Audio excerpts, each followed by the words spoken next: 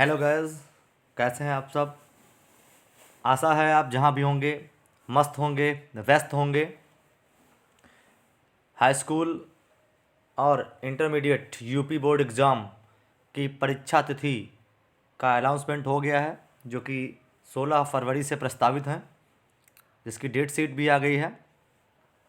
तो अब परीक्षा की तैयारियों के लिए बिल्कुल आपको जी जान से लग जाना है। तो मैं आकाश त्रिपाठी अंकित आप सभी का विवेकानंद क्लासेस में हार्दिक स्वागत करता हूं। भौतिक विज्ञान थर्ड चैप्टर विद्युत धारा के कुछ महत्वपूर्ण प्रश्नों के संकलन के साथ मैं उपस्थित हूं। आइए आज का सेशन प्रारंभ किया जाए। आपके सामने पहला सवाल।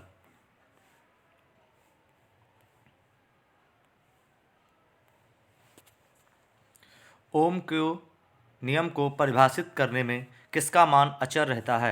यहाँ पर आपको बताना है कि जो ओम का नियम होता है उसमें उसको अगर उसकी परिभाषा देनी हो तो कौन सा मान जो होता है अचर रहता है। ठीक है, यहाँ पे जो ओम का नियम होता है वो होता है V equal to I R. और ओम का नियम कहता है यदि किसी चालक की भौतिक अवस्थाएं ताप, दाब आदि अपरिवर्तित रहें तो चालक में प्रवाहित होने वाली धारा का मान विभवांतर के समानुपाती होता है, अर्थात V प्रोपोर्शनल I यहाँ पर। तो विभवांतर और धारा यहाँ पर आप देख सकते हैं, लेकिन तापमान जो होता है, तापमान जो एक अचर पद होता है, ताप, दाब ये भौतिक अवस्थाएं हैं, ये अचर रहती हैं, इसलिए इसका ऑप्शन सी सही हो जाएगा। आगे बढ़ते हैं, अगला प्रश्न। निम्न में से कौन अर्धचालक नहीं है। तो जो पदार्थ होते हैं वो चालकता के आधार पर तीन प्रकार के होते हैं। पहला सुचालक, ऐसे पदार्थ जिनमें विद्युत धारा और उष्मा का प्रवाह हो जाता है उन्हें सुचालक कहते हैं।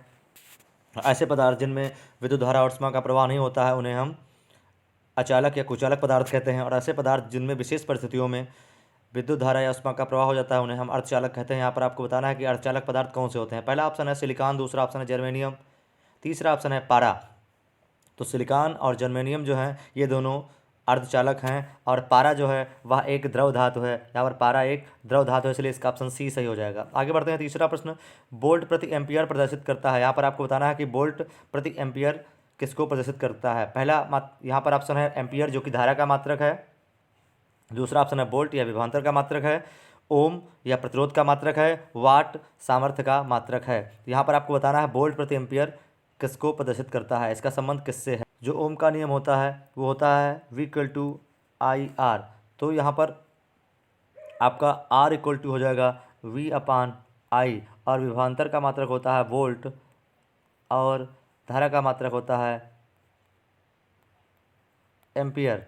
तो ये आपका यहाँ पर वोल्ट प्रति एम्पियर का संबंध जो है वो आपका R प्रतिरोध से है, इसीलिए इसका मात्रक ओम होता है। तो वोल्ट प्रति एम्पियर का संबंध यहाँ पर ओम से हो जाएगा। आगे बढ़ते हैं, अगला प्रश्न है कि विद्युत प्रतिरोध का मात्रक क्या होता है। तो अभी पिछले प्रश्न में मैंने बताया कि जो एम्पियर होता है ये धारा का मात्रक है। अब वोल्ट विभव का मात्रक है या विभवांतर इसको भी कहते हैं। ओम प्रतिरोध का मात्रक है और वाट सामर्थ्य का मात्रक है। तो जैसा कि यहाँ पर पूछा गया है विद्युत प्रतिरोध का मात्रक क्या है, तो प्रतिरोध का मात्रक ओम होता है यहाँ पर, इसलिए इसका ऑप्शन सी राइट हो जाएगा। आगे बढ़ते हैं, अगला प्रश्न है विद्युत धारा का मात्रक क्या होता है। तो गैस विद्युत धारा वाट सामर्थ्य का मात्रक होता है, वोल्ट विभवांतर का मात्रक होता है, और ओम प्रतिरोध का मात्रक होता है, और धारा का मात्रक यहाँ पर एम्पियर होता है, इसलिए इसका ऑप्शन डी राइट हो जाएगा। आगे बढ़ते हैं, छठा प्रश्न है 1, 2 और 3 ओम के तीन प्रतिरोध जो श्रेणी क्रम में जोड़े गए हैं और इनका यहाँ पर तुल्य प्रतिरोध बताना है। तो जो श्रेणी क्रम का सूत्र होता है श्रेणी क्रम में R equal to R1 plus R2 plus R3।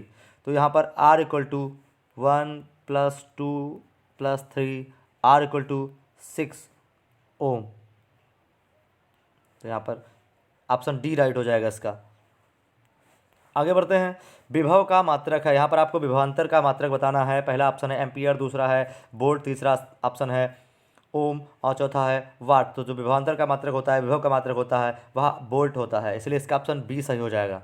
आगे बढ़ते हैं, अगला प्रश्न है निम्न में से कौन सा पद विद्युत धारा में विद्युत शक्ति को निरूपित नहीं करता है। यहाँ पर आपको बताना है कि कौन सा सूत्र जो है 4 सूत्र दिए हुए हैं, इसमें विद्युत शक्ति को कौन सा निरूपित नहीं करता है। पहला ऑप्शन है I²R, दूसरा ऑप्शन है IR², दूसरा है VI, तीसरा ऑप्शन है V²/R। तो यहाँ पर एक आपको फार्मूले ध्यान देने हैं। एक सूत्र होता है P = I²R, तो पहला बिल्कुल सही है।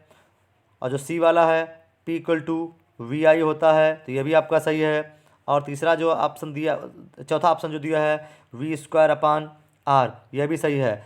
लेकिन यहाँ पर जो दिया है IR², ये बिल्कुल नहीं होता है, इसलिए इसका ऑप्शन बी राइट हो जाएगा कि जो विद्युत शक्ति को निरूपित करने वाला कौन सा इसमें इक्वेशन नहीं है वो IR², क्योंकि यही गलत है यहाँ पर। आगे बढ़ते हैं। 9वां प्रश्न आज के लिए, विभवांतर का एसआई मात्रक क्या होता है। विभवांतर का आपको एसआई मात्रक बताना है। जूल जो कि ऊर्जा या कार्य का मात्रक होता है यहाँ पर, वाट सामर्थ्य का मात्रक होता है, और एम्पियर धारा का मात्रक होता है, और वोल्ट जो कि यहाँ पर विभवांतर का मात्रक होता है, इसलिए इसका ऑप्शन डी सही हो जाएगा। आगे बढ़ते हैं। 10वां प्रश्न, 100 वाट तथा 200 वोल्ट के विद्युत बल्ब के तंतु का, यहाँ पे तंतु है, तंतु का प्रतिरोध क्या होगा। तो इसका जो फार्मूला होता है वो होता है R = V²/P। तो R = V दिया है यहाँ पर 220, तो चूँकि इसका स्क्वायर है तो 2 बार लिख देंगे, और 100, 0 0 कट जाएगा, और यहाँ पे 0 0 कट जाएगा, और 22 की जब गुणा करेंगे तो आएगा 484 ओम, इसलिए इसका ऑप्शन बी सही हो जाएगा यहाँ पर। आगे बढ़ते हैं। टंगस्टन निम्नलिखित में से कितने ताप पर पिघलता है। जो टंगस्टन होता है यह कितने तापमान पर पिघल जाता है। टंगस्टन का जो होता है वो आपका जो हीटर होता है, विद्युत हीटर है, उसका जो कुंडली होती है वो टंगस्टन की, विद्युत बल्ब की जो है वो बनी होती है टंगस्टन की। तो आपको ये बताना है कि कितने तापमान पर पिघलता है। पहला ऑप्शन है 2500 सेंटीग्रेड, दूसरा है 3000 सेंटीग्रेड, तीसरा है 3500 सेंटीग्रेड, और चौथा है 4000 सेंटीग्रेड। तो यहाँ पर जो नाइक्रोम का तापमान होता है वो होता है, पिघलने का तापमान होता है वह होता है 3500 सेंटीग्रेड, इसलिए इसका ऑप्शन सी सही हो जाएगा। आगे बढ़ते हैं। अगला प्रश्न है, विद्युत शक्ति का मात्रक होता है। यहाँ पर सामर्थ्य का मात्रक बताना है। विद्युत शक्ति अर्थात सामर्थ्य, इसे पी से प्रदर्शित करते हैं। पहला ऑप्शन है एम्पियर, दूसरा है वोल्ट, तीसरा है ओम, चौथा है वाट। तो यहाँ पर जो सामर्थ्य का मात्रक होता है वह वाट होता है, इसलिए इसका ऑप्शन डी सही हो जाएगा। और आपको ये भी ध्यान रखना है कि जो एक अश्व शक्ति होती है, 1 हार्स पावर अश्व शक्ति बराबर 746 वाट होता है, यह भी आपको ध्यान में रखना है। आगे बढ़ते हैं। अगला प्रश्न है, प्रतिरोध का मात्रक होता है। तो गैस प्रतिरोध का मात्रक बताना है आपको। यहाँ पे जूल, एम्पियर, वाट और ओम, जैसा कि आपको पता है कि प्रतिरोध का मात्रक ओम होता है। आगे बढ़ते हैं। अगला प्रश्न है यहाँ पर, 12 वोल्ट विभवांतर के 2 बिंदुओं के बीच 2 कूलाम आवेश को ले जाने में कितना कार्य करना होगा। तो यहाँ पर ये बताना है कि 12 वोल्ट का विभवांतर है और 2 कूलाम आवेश है, इसको ले जाने में कितना कार्य करना पड़ेगा। W पूछ जा रहा है, तो यहाँ पर होता है W = VQ, इसका फार्मूला होता है W = VQ। तो W = 12 × 2 = 24 जूल, इसलिए इसका ऑप्शन बी राइट हो जाएगा यहाँ पर। आगे बढ़ते हैं। सेल के विद्युत वाहक बल का मात्रक क्या होता है। यहाँ पर आपको बताना है कि जो विद्युत वाहक बल होता है उसका मात्रक क्या होता है। पहला ऑप्शन है ओम, दूसरा ऑप्शन है वोल्ट, तीसरा ऑप्शन है एम्पियर, और चौथा ऑप्शन है कूलाम। तो यहाँ पर जो विद्युत वाहक बल होता है उसका मात्रक भी वोल्ट होता है, इसलिए इसका ऑप्शन बी राइट हो जाएगा। आगे बढ़ते हैं। अगला प्रश्न है, 1 एमीटर के स्केल पर 0 तथा 2 एम्पियर के बीच 20 खाने हैं, 20 विभाग हैं, इसका अल्पतमांक कितना होगा। तो इसका ऑप्शन होता है, इसका जो फार्मूला होता है वो धारा जो होती है वहाँ पे कितना है, अल्पतमांक कितना, 0 से 2 एम्पियर के बीच में है, तो 2/20, ठीक है। और इसका डिवाइड करेंगे तो आपका 2 एकम 2 तय और 0.1 आ जाएगा आपका। तो इसलिए पहला ऑप्शन इसका राइट हो जाएगा कि 0.1 एम्पियर जो है इसका अल्पतमांक होगा। आगे बढ़ते हैं। आवेश का एसआई मात्रक क्या होता है। तो गैस वोल्ट जो कि विभवांतर का मात्रक है, ओम प्रतिरोध का मात्रक है, जूल कार्य या ऊर्जा का मात्रक है, विभवांतर का जो आवेश का मात्रक होता है वो आपका कूलाम होता है। आगे बढ़ते हैं 18वां प्रश्न।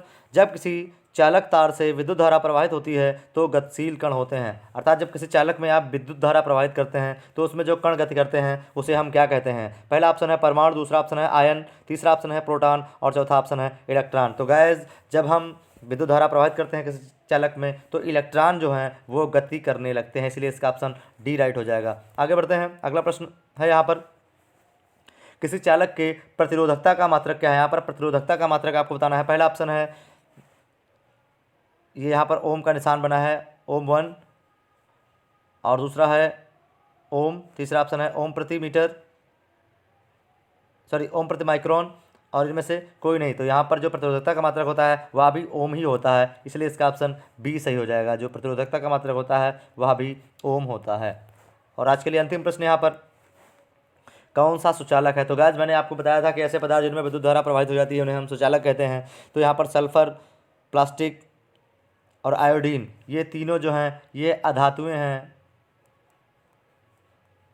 और कार्बन जो होता है वह भी अधातु होती है, लेकिन कार्बन का जो अपर रूप है ग्रेफाइट उसमें विद्युत धारा प्रवाहित हो जाती है, इसलिए यहाँ पर ग्रेफाइट जो है वो विद्युत का सुचालक है, इसलिए इसका ऑप्शन डी सही हो जाएगा। आज के लिए इतना ही, क्योंकि एग्ज़ाम का समय आ गया है इसलिए हम अब प्रश्नों का फास्ट ट्रैक रिवीजन करेंगे। कोशिश करेंगे कि 10 से 12 मिनट में हम लोग 20 प्रश्न कवर करें। तो जैसा कि आज अभी हम लोगों ने 20 प्रश्न हल कर लिए हैं और अभी मात्र 11 मिनट का ही समय हुआ है, तो अब हम लोग इसी तरीके से फास्ट ट्रैक रिवीजन करेंगे। गाइज अगर ये वीडियो आपको आपकी परीक्षा के लिए उपयोगी लगा हो तो कमेंट करके जरूर बताएं। वीडियो को लाइक करना न भूलें, आपके मित्र भी वीडियो से लाभान्वित हो सकें इसलिए उन्हें शेयर जरूर करें। और आपने अगर यह चैनल सब्सक्राइब नहीं किया है तो महत्वपूर्ण जानकारी के लिए तथा परीक्षा उपयोगी मटेरियल प्राप्त करने के लिए चैनल जरूर सब्सक्राइब करें। व्हाट्सएप के माध्यम से मुझसे जुड़ने के लिए स्क्रीन पर दिए गए नंबर 96217272 पर मुझे मैसेज करें। वीडियो देखने के लिए बहुत बहुत धन्यवाद। फिर मिलेंगे, नमस्कार।